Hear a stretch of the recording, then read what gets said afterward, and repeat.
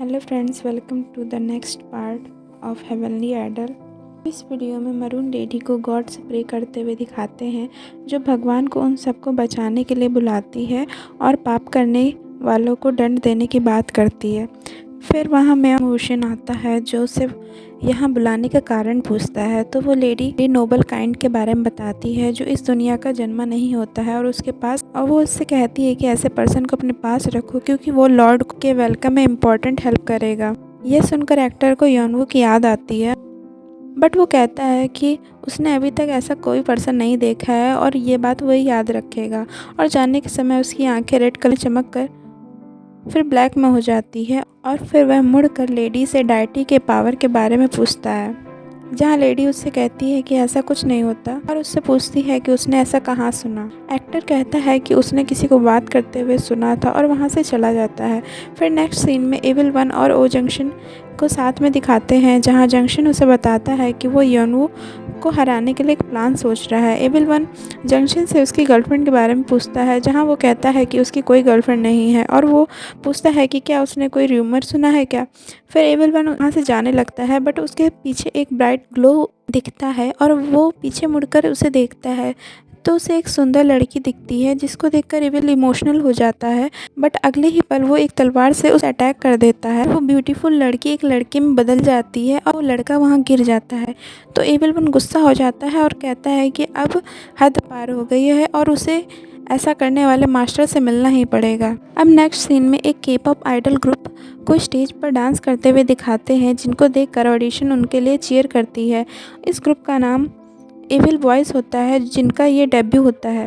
फिर next scene में wild animal के मेंबर्स को दिखाते हैं, जहां लीडर उन सबको कुछ शीट पढ़ने को देता है। वहाँ रैम कैसी से पूछता है कि उसे ऑनलाइन सर्च लिस्ट में आने के लिए क्या करना होगा। तो कैसी उससे कहता है कि यह इतना ईजी नहीं है, बट पॉपुलर लोग अपने फैंस की वजह से आते रहते हैं।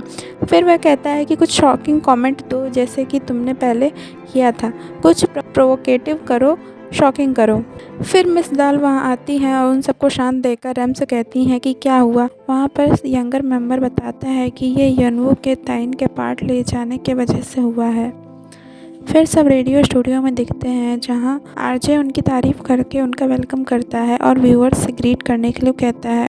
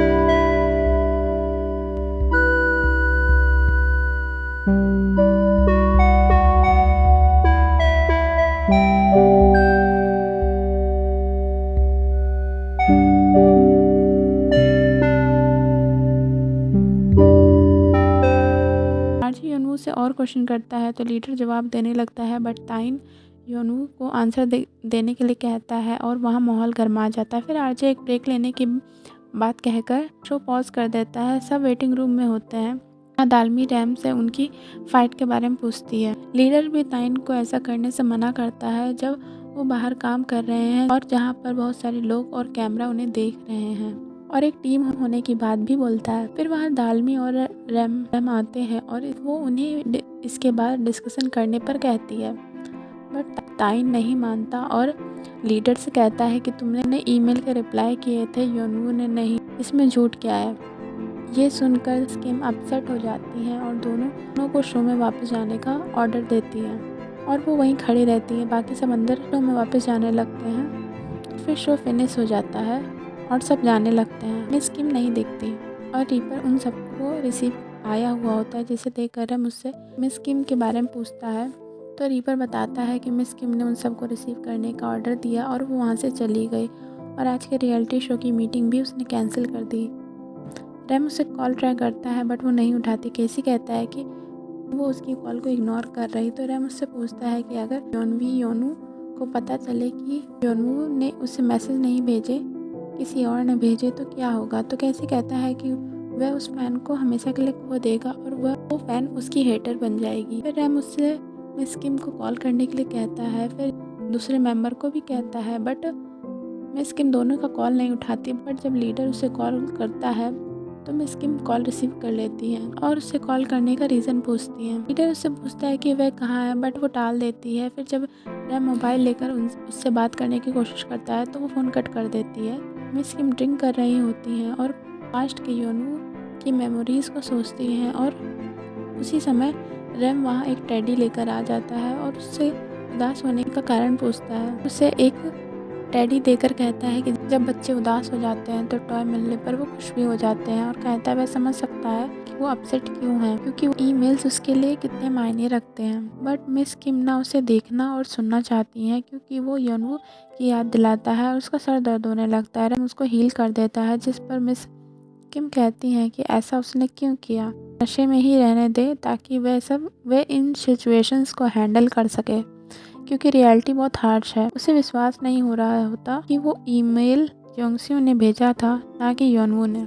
और ऐसा नहीं है कि ये कोई क्राइम है, योनवू बुरा इंसान नहीं है, बट उसने खुद नहीं लिखा जो मैसेज उसके लिए बहुत मायने रखते थे और उस पर उसका ईमेल भेजने पर खुद को फूल मानती है। रैम उससे सॉरी कहता है और योनवू के टोन में उसका फ़ैन बनने के लिए, हमेशा चीयर करने के लिए थैंक्स करता है और ईमेल्स का रिप्लाई खुद ना करने पर माफ़ी भी मांगता है। मिस किम उसे माफ़ी ना मांगने के लिए कहती है क्योंकि उसे रैम और योनू के आवाज़ में फ़र्क पता है और थैंक्स भी करती है। रैम उससे कहता है कि योनू की वजह से ड्रिंक ना करे और ना ही उसके लिए रोए क्योंकि वो एक फूल है, वो उसके लायक भी नहीं है। मिस किम कहती हैं कि हाँ, वो बस एक आइडल सिंगर है, कभी क्यूट, कूल, सेक्सी और हैंडसम है, और ये सब रैम को देखते हुए ही बोलती है।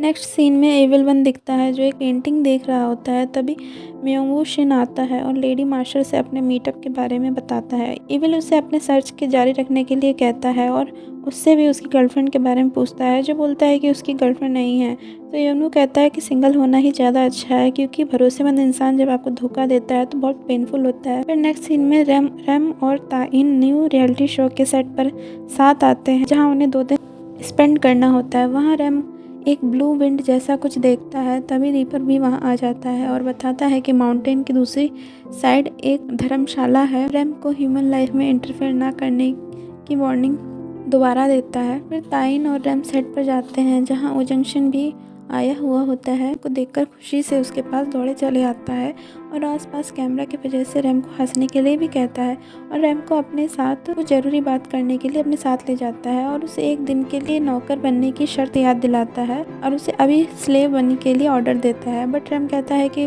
उस दिन राउंड 3 में उसने जब पार्टिसिपेट ही नहीं किया तो ये डील बेकार है। बट जंक्शन नहीं मानता है और अचानक से रैम की बॉडी ग्लो होती है और जंक्शन के सामने झुक जाता है, चिल्लाकर जंक्शन को मास्टर के रूप में एक्सेप्ट करता है, जिससे सब उसे देखने लगते हैं और जंक्शन कहता है कि यह सब एक मजाक है। बट रैम उससे माफ़ी मांगता है और पनिश करने के लिए बोलता है। यह देखकर ताइन दोनों के पास दौड़ के जाता है और जंक्शन मॉन्ग के पास जाने का सजेस्ट करता है और रैम झाड़ू लेकर उसका रास्ता साफ करने लगता है। बट जंक्शन वहाँ से भाग निकलता है और मास्टर चिल्लाते रहता है। फिर एपिसोड की शूटिंग स्टार्ट होती है और चीफ मॉन्ग उन सबको बुद्धा की टीचिंग और वैल्यूज़ बताने लगते हैं और टास्क को शुरू करने के लिए बोलते हैं। बट जंक्शन जब वो इक्विपमेंट उठाने लगता है तो रैम उसे छोटे छोटे काम करने के लिए रोकता है और उसे कैरी करते हुए खुद उसके बदले काम करना शुरू कर देता है। यह सब कैमरा रिकॉर्ड कर रहा होता है। तब मॉन्ग जंक्शन को रेडिश सीट लाने के लिए भेजता है, जिससे जंक्शन लेने के लिए भाग जाता है। ताइन भी उसके पीछे जाता है और माफ़ी मांगता है और योनवू की वजह से हो रही दिक्कतों को भी बोलने लगता है। फिर नेक्स्ट सीन में इसके ऑफिस आती हैं। बॉस उसे अचानक गायब होने के लिए रीज़न पूछती हैं तो मिस अगली बार ऐसा ना होने प्रॉमिस करती है। फिर बॉस उसे कॉन्फ्रेंस रूम में मीटिंग के लिए बुलाती है। फिर नाइट में जंक्शन रैम को कहीं ले जा रहा होता है। तभी ताइन वहाँ पहुँच जाता है और उससे पूछता है कि वह उसे कहाँ ले जा रहा है। जंक्शन उससे कहता है कि बस थोड़ी देर के लिए ही ले जा रहा है और वो लोग एक रूम में पहुँचते हैं तो जंक्शन उससे होली वो के बारे में पूछता और ये भी कहता है कि तुम इस तरह बिहेव वचन की वजह से ही कर रहे हो। तो रैम हामी भरता है। फिर जंक्शन उसे बॉटल ड्रिंक करने के लिए देता है। फिर डालमी को दिखाते हैं कि वो किसी मीटिंग पर जा रही होती है। रैम पूरी तरह से ड्रंक हो जाता है। तभी जंक्शन उसे कार ड्राइव करने के लिए बोलता है जब तक कि वो एक स्ट्रीट लाइट ना देखे और उससे भिड़ जाए फिर बेहोश हो जाए, जिसे योनवू मान जाता है और जाने लगता है। बट ताइन उसे रोक लेता है, बट रैम नहीं रोकना चाहता। जब ताइन उसे ज़बरदस्ती रोकने की कोशिश करता है तो उसे टकराकर गिर जाता है और उसका शरीर फिर से ग्लो होता है, जिसके बाद रैम नॉर्मल हो जाता है। ताइन उसे खूब डांटता है और ड्रिंक के इन्फ्लुएंस में खुद को बर्बाद होने की वजह से ताइन उसके लिए रोने लगता है। बाद में वो दोनों एक जगह पर बैठ रहे होते हैं जहाँ पर ताइन उसे डांटता है क्योंकि ये डेंजरस था और उसकी वजह से उसकी डेथ भी हो सकती थी। रैम उसकी लाइफ बचाने के लिए थैंक्स करता है क्योंकि वो उसकी मदद करेगा, ऐसा उसने सोचा नहीं था। वो योनवू के पास्ट रिलेशन को देखते हुए वो ऐसा सोचता है। ताइन ने हमेशा ही अपना बेस्ट ट्राई किया है। रैम उससे कहता है कि उसे सॉन्ग का मोस्ट पार्ट गाने को मिलना चाहिए क्योंकि वो डिजर्विंग है। और दोनों बैठे रहते हैं। फिर अचानक से रैम को ब्लू लाइट ग्लो करते हुए दिखती है, जिसे देखकर वो उसके पीछे जाने लगता है। ताइन भी उसके पीछे उसको रोकने के लिए जाता है। रैम को रास्ते में ही गामजे आकर रोक देता है और रैम समझ जाता है कि गामजे एक रीपर है, जहाँ रीपर उसे बताता है कि वो एक ग्रिम रीपर है और रैम की मेमोरी भी मिटा सकता है। बट वो लकी है, अपने साथ डाइटी से मिलने के लिए ले जाता है। मिस किम मीटिंग के लिए कहीं ऑफिस में पहुंचती है, जहां रिसेप्शनिस्ट उसे ऑफिस में जाने के लिए बोलती है। ये आरयू एंटरटेनमेंट होता है जहां का वाइस चेयरमैन कोई और नहीं इविल वन होता है। मिस किम अपना इंट्रो देती हैं और इविल कहता है कि वह उसी का इंतजार कर रहा था जो उसके द्वारा बनाए गए प्लान पर पानी फेर रही थी। उससे पूछता है कि क्या वह सच में ह्यूमन है। दुनिया में भी पॉन्टिफिक्स को बचाने के लिए अपनी लाइफ रिस्क में डालने वाले लोग हैं। यह सुनकर मिस किम चौकन्नी हो जाती है और वहाँ से भागने की कोशिश करती है, बट इविल उसे रोक लेता है और उसके सर पर हाथ रखकर कहता है कि तुम्हारा रैम को धोखा देना अम्यूजिंग होगा। मिस किम की आइज रेड हो जाती है और उस बैकग्राउंड में लोग उसे मरने के लिए कहते हैं क्योंकि वो लिजरी की हालत की जिम्मेदार ठहराई जाती है। और यह देखकर इविल वन मुस्कुरा रहा होता है। तो और यहाँ पर आज का एपिसोड 7 खत्म हो जाता है। तो आपको ये एक्सप्लेनेशन ऐसा लगा वीडियो में कमेंट करिए, लाइक शेयर एंड सब्सक्राइब करिए। Thanks for watching.